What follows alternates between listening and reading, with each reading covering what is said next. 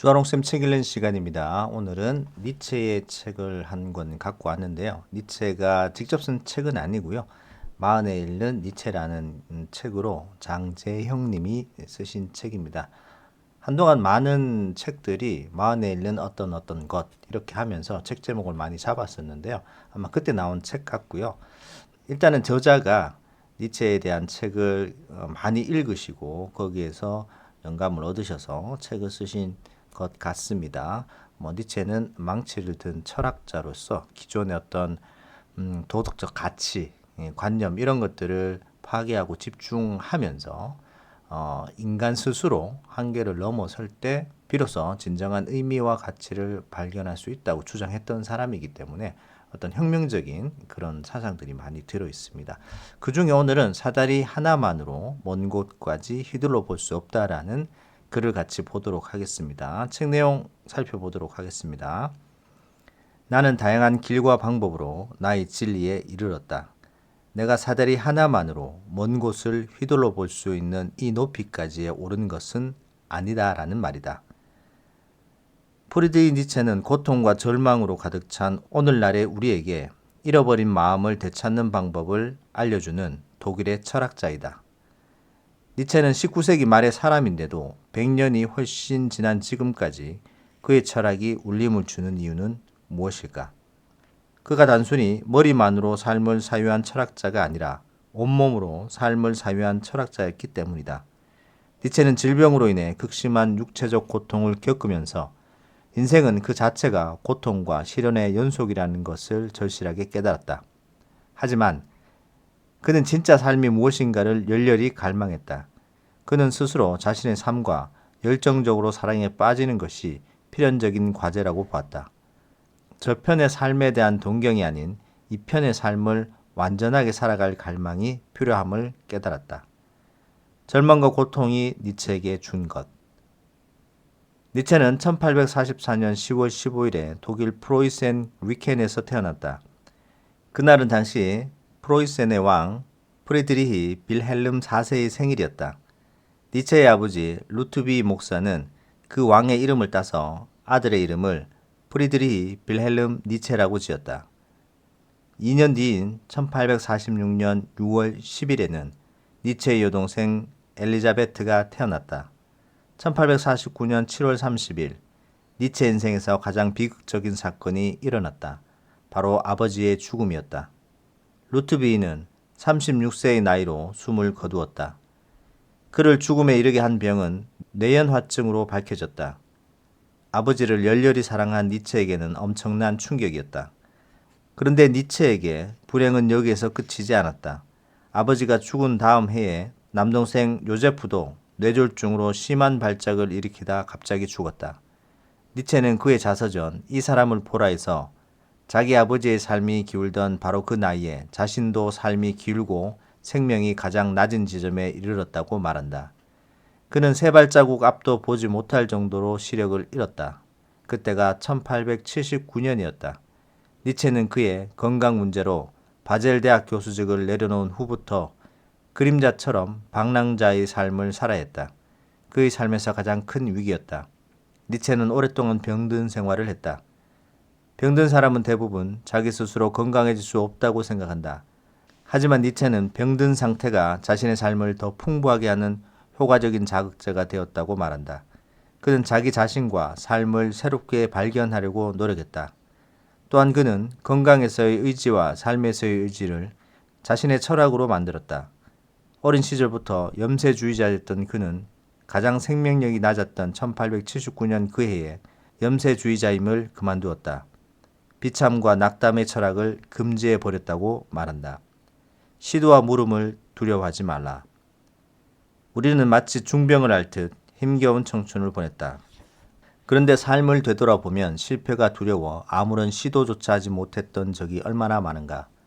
특히 나이가 들수록 변화에 대한 두려움이 크기 때문에 그저 주어진 일에만 열성을 보이기 마련이다. 삶에서 가장 중요한 시금석은 바로 우리는 이 세상에서 진정한 자아를 어떻게 찾아갈 것인가이다.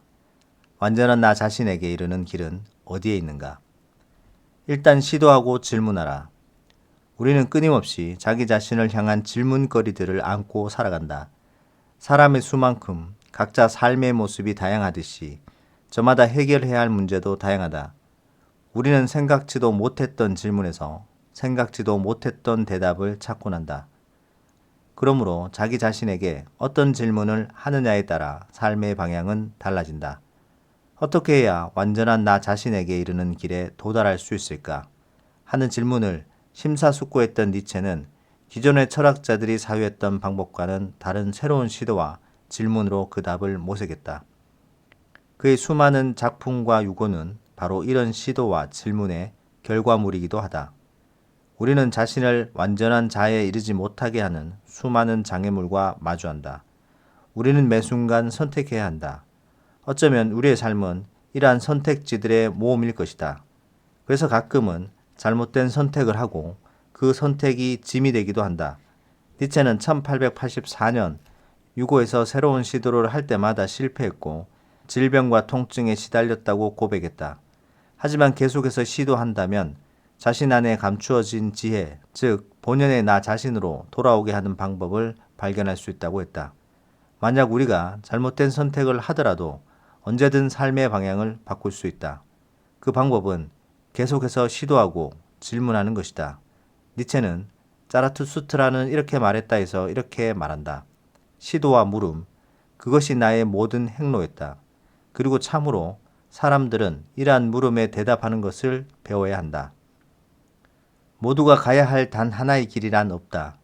즉 삶에 정해진 정답은 없다.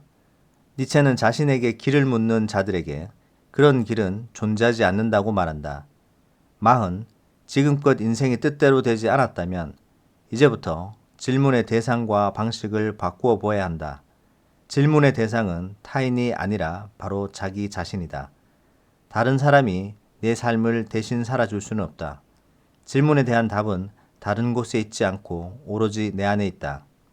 나를 사랑하려면 자기 자신과 대화의 시간을 가져야 한다.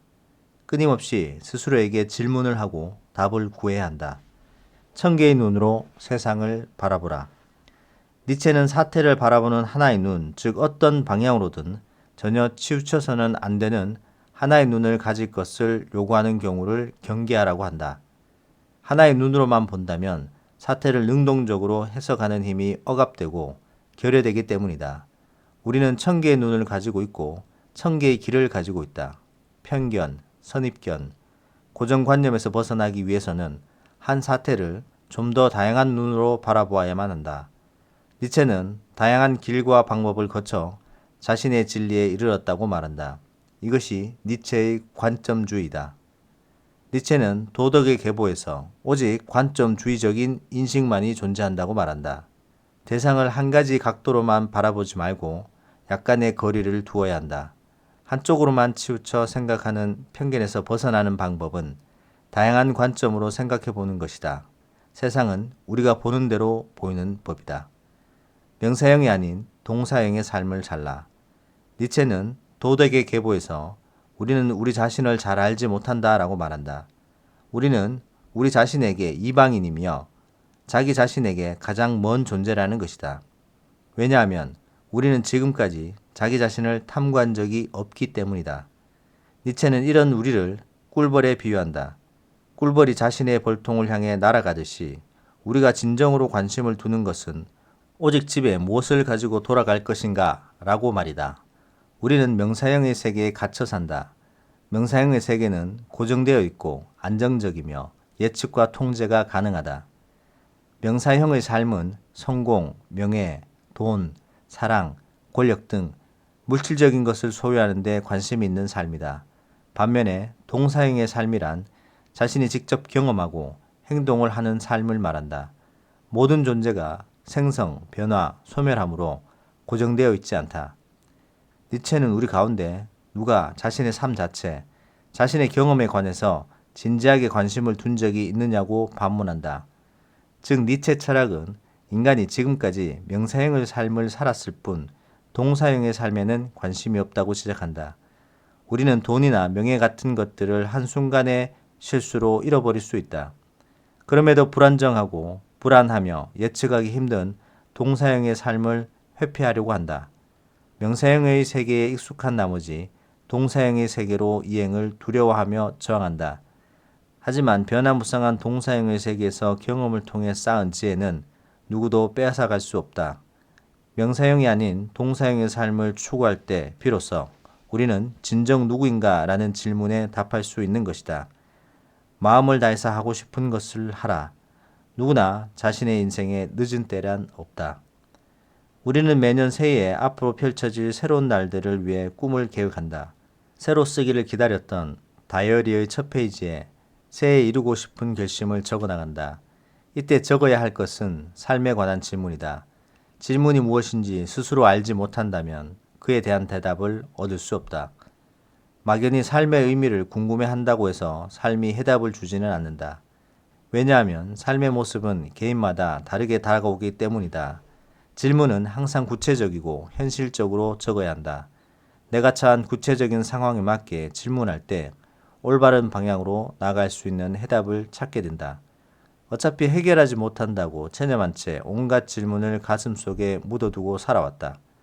우리는 일단 시도해야 하고 그 길 위에서 발생한 문제에 대한 물음, 그리고 물음에 대답하는 법을 배워야 한다. 삶에서 최악의 상황은 아무런 시도도 하지 않는 것이다. 시도하는 사람은 언젠가 자신의 질문에 대답을 얻게 될 것이다. 변화를 원한다면 실패를 두려워하지 말고 열린 마음으로 스스로에게 질문하라. 꿈꾸는 자만이 삶을 변화시킬 수 있다. 40. 자기 삶에 던져야 할 질문을 구체적이고 현실적으로 적어 내려가야 할 때이다. 자, 여기까지입니다. 조금 다소 어려울 수도 있지만 이 한 단락에서 얘기하는 가장 핵심적인 것은 계속해서 시도하고 질문하고 그 다음에 하나의 시각으로 보지 말고 여러 가지 시각으로 보면서 삶에 대한, 그리고 40쯤에 굳이 꼭 40이라고 단정 지을 필요는 없습니다만은 여러분들이 처한 그 나이대에서 삶에 처해진 어떤 어려운 부분들, 그리고 진정한 어떤 삶의 가치들을 한번 질문해보고 그 질문에 대한 답을 얻기 위해서 끊임없이 시도해보는 삶을 살아라 라고 얘기를 하고 있는 것 같습니다. 꿈꾸는 자만이 삶을 변화시킬 수 있고 실패를 두려워하지 않고 계속해서 시도해보는 것만이 여러분들에게 정답을 줄 것입니다. 정답이 아니더라도 정답에 가까운 여러분들만의 해답을 얻어내실 수 있을 것 같습니다. 자, 오늘은 여기까지 하도록 하겠습니다. 책 내용 도움 되셨다면 구독, 좋아요 부탁드립니다. 감사합니다.